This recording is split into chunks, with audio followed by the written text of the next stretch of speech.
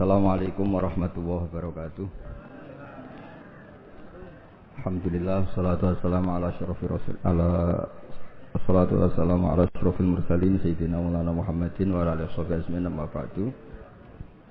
Yang kita hormati bersama keluarga besar Habib Haidar, wonten Syarifah Muzayyana, Syarifah Hanifah, dan yang kula hormati wonten Habib Ali bin Yahya, Habib Ali Ba'adil, wonten Habib Ridho Al-Hasani, wonten mbah-mbah kula niki, wonten Mbah Akhfas, Mbah Zaki, wonten mas-mas kula, wonten Mas Zainul, Mas Sufyan sedanten, dan Kiai Khozin, wonten Mbah Najib, wonten pemain cadangan niki, wonten Mas Edi. Sebelumnya terima kasih sekali atas ralat atau pembenahan dari Habib Ali bin Yahya. Karena memang di Jawa itu biasa musamahah. Kula niku mboten ngerti nek gadah mas jenenge Edi, roe iku sarop. Niku muridé Said Abbas Al-Maliki. Tapi dadine ngoten niku. Tapi saya pastikan bahwa Habib Haidar ini teman dekat sama mbah saya, juga sama abahnya Mbak Akhfas Ki Hamid Bedowi. Jadi dulu itu cerita yang beredar. Semoga ini tidak termasuk akhta' syai'ah atau al-akhta' syai'ah. Dulu itu Sayyid Hamzah bin Abdullah bin Umar ini, Sayyid Umar ini gurunya Mbah Mat. Jadi Mbah Mun punya mbah dari ibunya namanya Ahmad bin Su'aib. Itu ngaji sama Sayyid Umar Sato. Di antara khas ngajinya itu harus menghafalkan mahfuzat. Beliau hanya mau ngajar kitab yang bisa dihafalkan. Sehingga beliau tidak mau baca kitab besar-besar, karena kalau potongan-potongan Mas Edi kalau ngapal majmu' itu kan minal mustahilat. Ini mustahilat aklan basaraan. Jadi terus disuruh ngapalkan kitab-kitab kecil. Dan itu yang dibawa Mbah Ahmad disarang menjadi muhafadzah. Disyarat untuk alim itu harus muhafadzah hafalannya. Tapi sama guru-guru dipakai syarat kenaikan kelas. Tapi saya pastikan bahwa sanad-sanad yang dibaca ini semuanya benar berdasar tulisan versi kita. Kita yang Kiai Jawa juga punya tulisan banyak.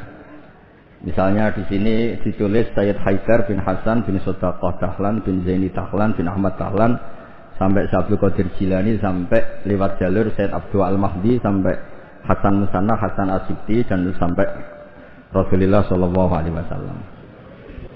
Saya bawa manuskrip. Ini mungkin jarang yang punya, termasuk mas-mas saya pasti tidak punya ini. Ketika Sayyid ini diantara cucunya, kan kita tahu tadi ya, Habib Haidar bin Hasan bin Sodaqah. Ya, Haidar bin Hasan bin Sodaqah. Tadi dijelaskan beliau bahwa Sodaqah ini punya saudara namanya Ahmad Zaini Dahlan, yang ma'ruf, yang masyhur, yang ngarang mutamimah macam-macam. Ketika Syekh Mahfud At-Turmusi, ada yang baca At-Tarmasi, ini ngaji di Mekah. Sebelum itu ngaji di Basoleh Darat. Itu ngarang kitab Al-Manhalul Amin, Sarah Masailut Ta'lim, yang dulu dikarang Bafadl.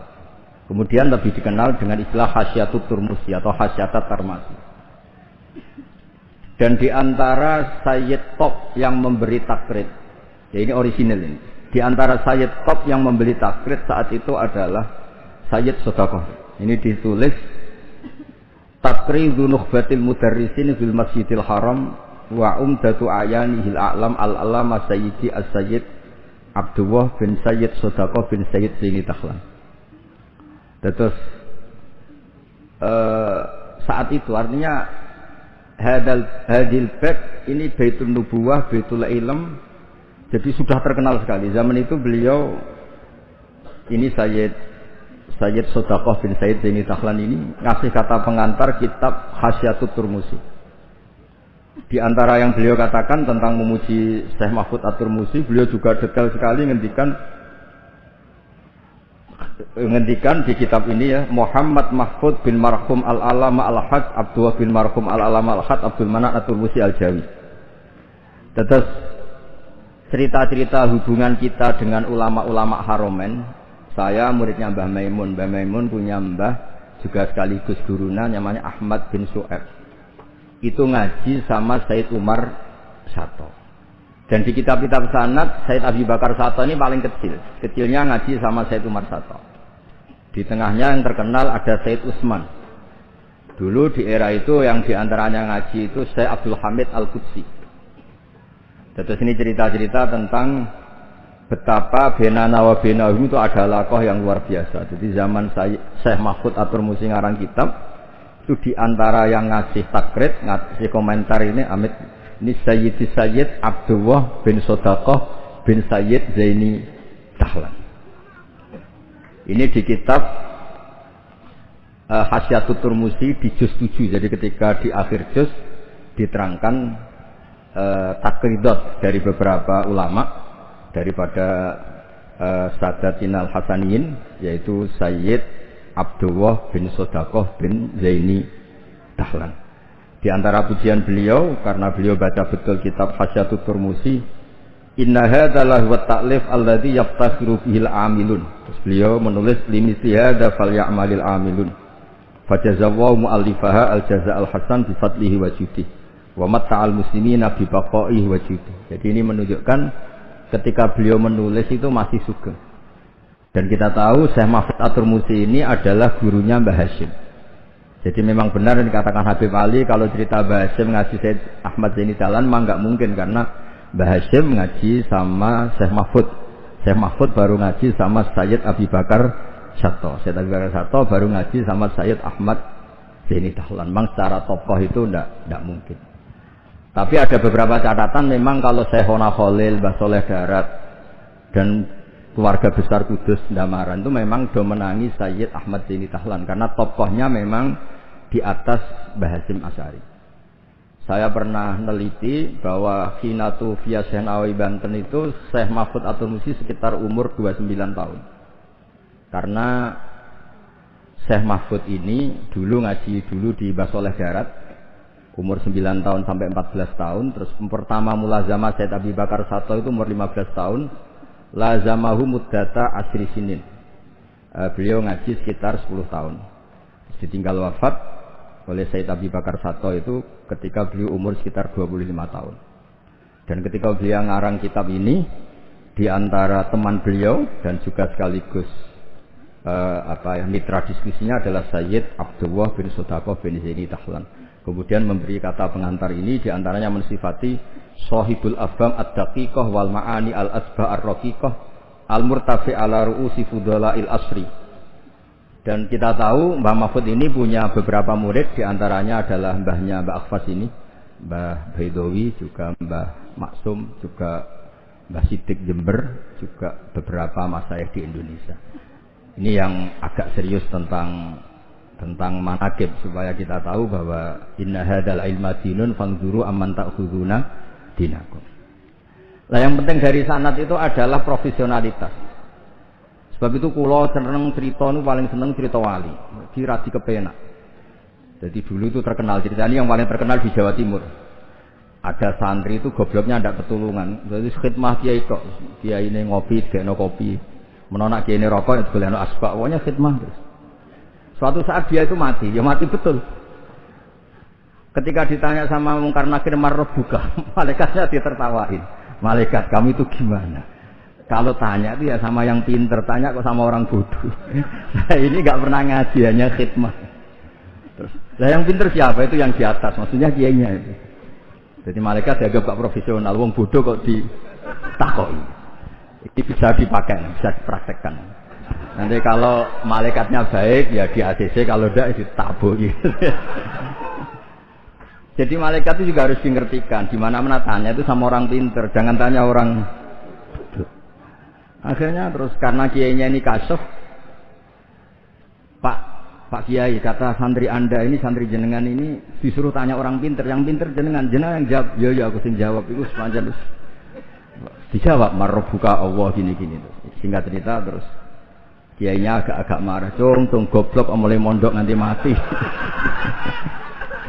Nah ini cerita ini guyon tapi penting, karena kalau kita nanti masuk surga itu ngandalkan syafaat Rasulullah Shallallahu Alaihi Wasallam. Kalau amal kita tidak cukup, amal pidato disangoni, itu rawan masalah. Tahlil nangis sebendak di depan umum. Neng omah ya rapati iso nangis. Ngaji semangat ya nek didelok wong ngene-ngene iki. Ngaji ning omah ngontak ngantuk. Enggak meyakinkan. Amal kita semua ini tidak meyakinkan. Yang meyakinkan itu syafaat Rasulullah sallallahu alaihi wasallam. Dan syafaat Rasulullah ini supaya Nabi itu tidak capek-capek. Ini harus didelegasikan ke kiai-kiai karena banyak kiai yang mengatakan saya itu tidak yakin bisa nyafaati. Timbang Nabi repot-repot moro mriki kan ya mendingan dipasrah-pasrahno wong kene lah. Ya ada kiai yang cara berpikir begitu. Tapi itu bukan guyon, memang secara sanad seperti itu. Masyhur di kitab Syafaah. Di kitab Syafaah itu ketika Allah memanggil semua nabi dan ada kursi di surga, hanya nabi yang enggak masuk. Itu bisa dilihat di kitabnya Sayyid Muhammad Mafahim Yajibu An-Sohah. Ketika Allah tanya, mana Habibi Muhammad? Beliau tidak mau masuk, kata nabi-nabi yang lain. Kenapa tidak mau masuk? Walhasil terus Nabi ditanya sama Allah, kenapa kamu tidak mau masuk? Semua nabi sudah masuk. Kalau saya kadung masuk, surga ditutup. Nah ini yang muat saya nggak jelas-jelas ini nggak bisa masuk.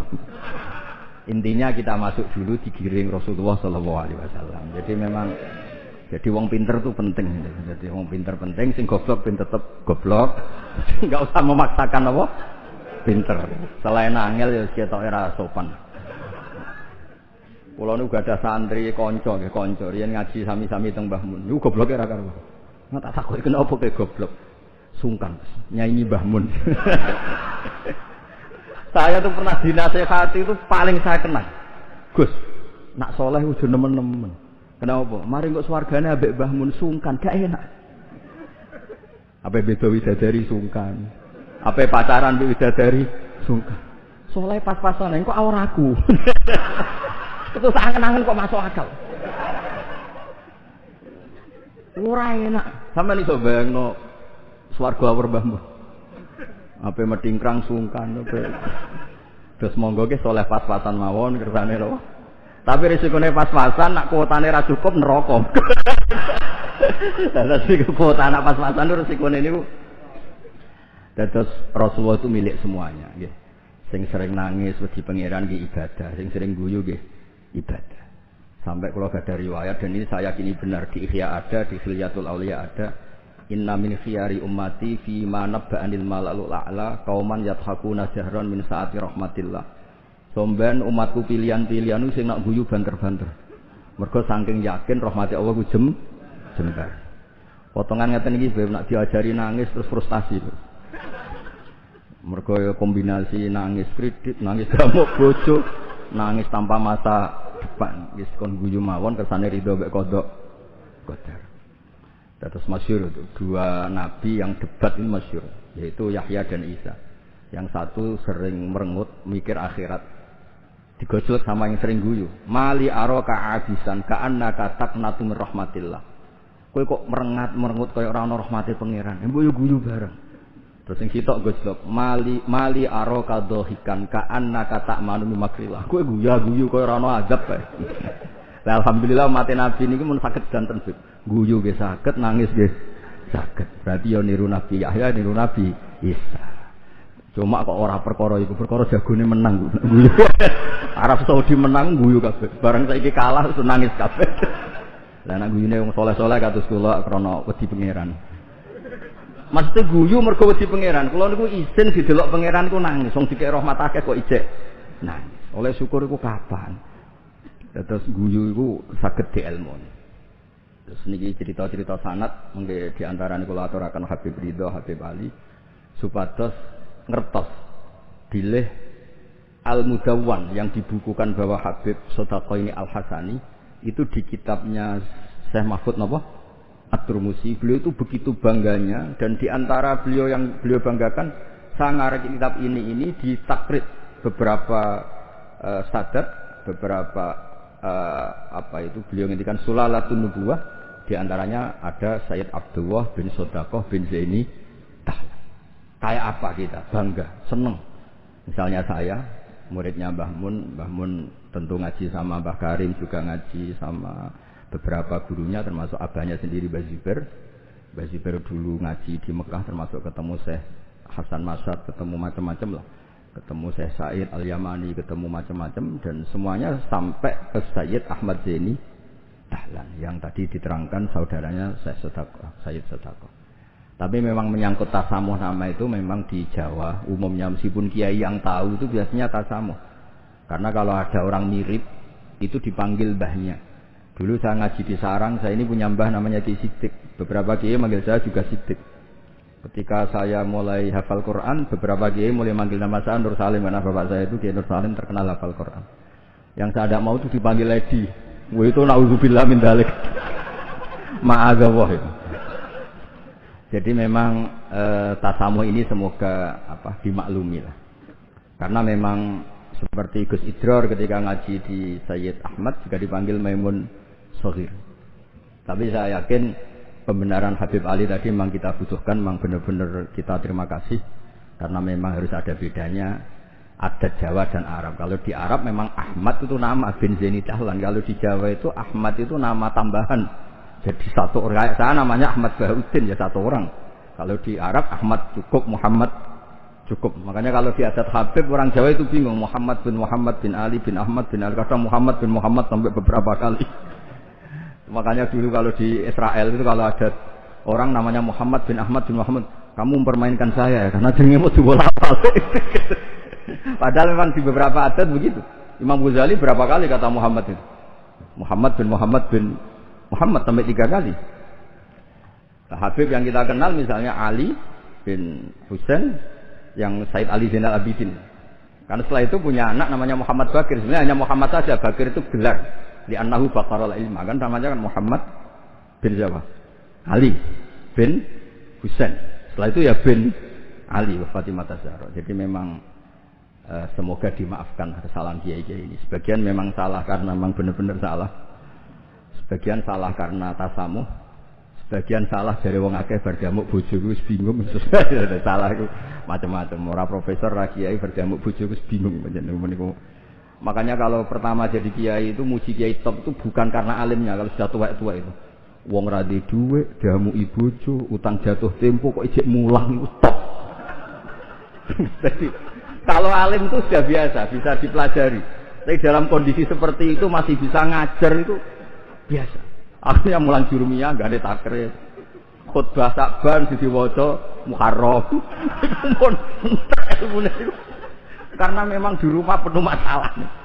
Terus khutbah mboten madhep ngalor muntahe lah. Pun bingung. Tapi Allah Taala nggih maklumi tiyang bingung. Wonten tiyang tobat. Niku hadis sahih, mboten hadis dhaif, hadis sahih. Wonten tiyang tobat, bareng ditampa Allah akhire mlebu swarga. Iku le muni Allahumma anta abdi. Pengiran Allahumma anta abdi. Ana rabbuk wa anta abdi. Terus jawe kanjeng Nabi akhta min siddatil farah, sampai saking senenge iku dekne salah ning ngarepe pengiran. Musa pengiran ku sak. Manjen ya wau, manjen wong damuk ku ya repot. Wong penuh musibah nggih repot. Pemenang pun rai-rai konflik sama Mas Edi niku repot. Terus niki, wau mun perjanjian kalian Mas Nul. Niku Sarifah Zayana kula mun matur Mas Nul. Kula niki kan pemain inti. Kula kepen dicadangno. Niki kan butuh debutan sing butuh panggung, niki butuh sapa. Terus tahun ngajeng saged di kan misi. Mungkin hadirin ya muni innalillahi wa inna ilaihi raji'un. Terus ini yang diceritakan Habib Ali tadi, Masya Allah.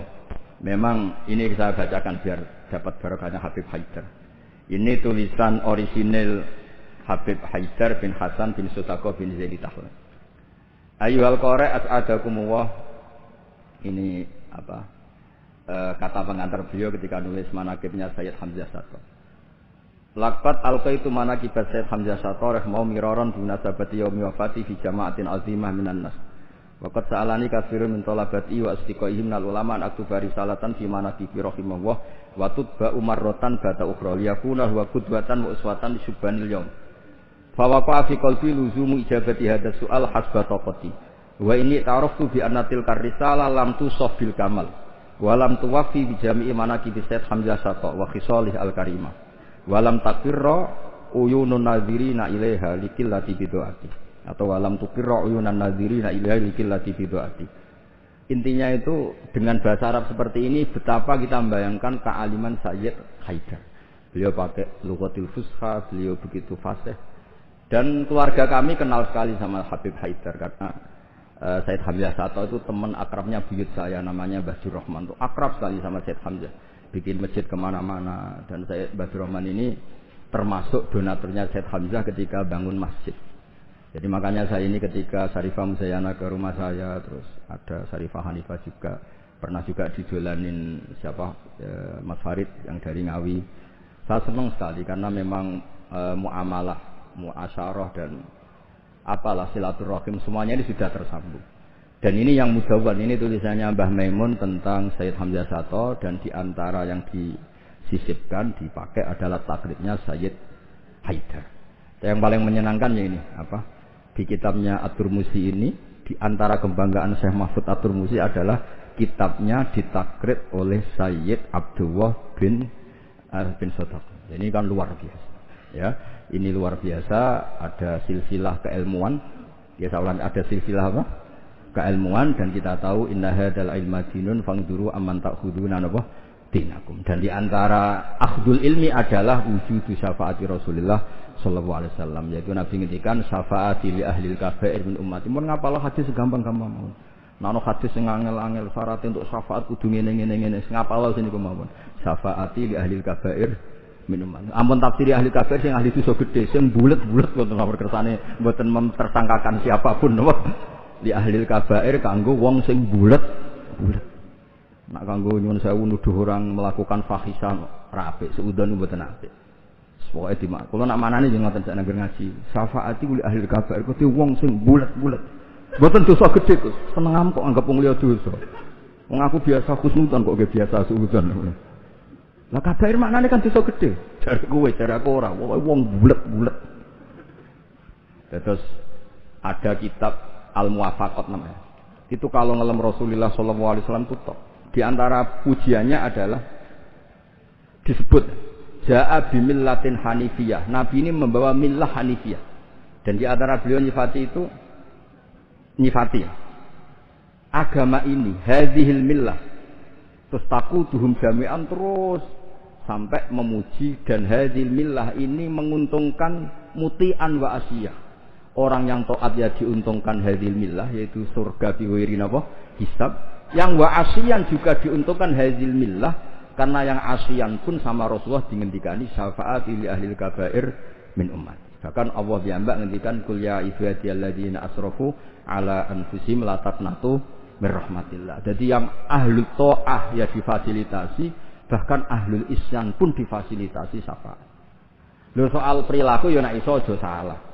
Tapi ora usah dilarang ya wis salah, ora usah dingokon ya wis salah. Makanya agama ini senang ada riwayat-riwayat kullu bani Adam misalnya khata'un wa khairul khata'in apa at-tawwab. Agama ini fasilitasi semua mutian wa asih. Terus fasilitasi lagi orang-orang yang fahiman wa ghobiyah. Wong sing cerdas lan sing goblok. Sing goblok wis sing cerdas ora kula nggih sami. Syabul Qadir fil jannah. Mergo wali sultanul ulama. Mengke pengumuman kedua sampean teni. Wa man ahabbahu ya fil jannah. Sampean urung ngaco tok. Kulo Gusti kulo mau modal waman ahabau ya taqolal wau mangke mana kesing waca Sayyid Ridho sing tau teko ning madrasahku pisan tok ora usah sering teko pisan ya pisan iku untuk rahmati pangeran padahal kene manakipan ra ketung mau manjen ora teko rugi ra entuk pitik tapi soal niate iku urusan masing-masing ya tapi sing penting niku bukti mahabbah ni Abdul Qadir napa Al-Jilani. Mulane kula suwun sakwise niki nak manakipan eling satu kejadiane wong alim. Aja eling bentuk pitike, paham nggih? Niki kersane ditobati pangeran. Nggih ngoten mawon mugi-mugi barokah. Assalamualaikum warahmatullahi wabarakatuh.